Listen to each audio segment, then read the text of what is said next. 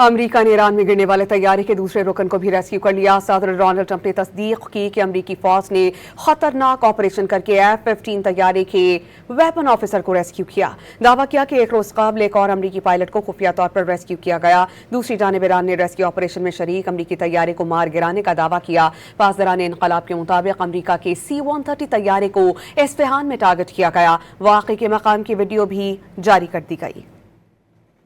Trump نے ایران میں لاپتہ دوسرے امریکی افسر کو بھی ریسکیو کرنے کا اعلان کر دیا۔ امریکی صدر نے کہا کہ امریکی فوج نے چند گھنٹوں کے دوران تاریخ کا سب سے خطرناک ریسکیو آپریشن کیا۔ ایران کے پہاڑوں میں پھنسے امریکی طیارے کے ویپن افسر کو بحفاظت نکالا گیا۔ آپریشن میں امریکی افسر زخمی ہوا جس کی حالت خطرے سے باہر ہے۔ ٹرمپ نے ٹروتھ سوشل بیان میں کہا کہ ریسکیو آپریشن میں درجنوں جدید طیارے اور جدید ہتھیار استعمال کیے گئے۔ ایک روز پہلے ایک اور امریکی پائلٹ کو بھی خفیہ طور پر ریسکیو کیا گیا۔ ادھر ایرانی فوج نے لاپتہ پائلٹ کے ریسکیو آپریشن میں شریک امریکی طیارہ مار گرانے کا دعویٰ کیا ہے۔ پاسداران انقلاب کے مطابق جنوبی اصفہان میں امریکی ریسکیو طیارے کو نشانہ بنایا۔ ایران کی نیم سرکاری خبر ایجنسی تسنیم نے گرائے گئے طیارے کے مقام کی تصویر جاری کر دی، جس میں آسمان کی طرف سیاہ دھواں اٹھتا دیکھا جا سکتا ہے۔ پاسداران انقلاب نے اصفہان میں ہی 2 امریکی ڈرون بھی مار گرانے کا دعویٰ کیا۔ عرب میڈیا کے مطابق ریسکیو آپریشن کے دوران ایرانی صوبے کے گلویا کے پہاڑی علاقے دہدش میں شدید جھڑپیں ہوئیں۔ ایران نے جمعے کو امریکی F-15E طیارہ مار گرایا تھا، جس میں سوار عملے کے 2 ارکان لاپتہ ہو گئے تھے۔ امریکہ نے عملے کے ایک رکن کو پہلے ہی ریسکیو کر لیا، جبکہ دوسرے افسر کی تلاش کے لیے 2 روز تک ریسکیو آپریشن جاری رہا۔ ایرانی حکومت نے لاپتہ پائلٹ کو پکڑنے پر $66,000 انعام مقرر کیا تھا۔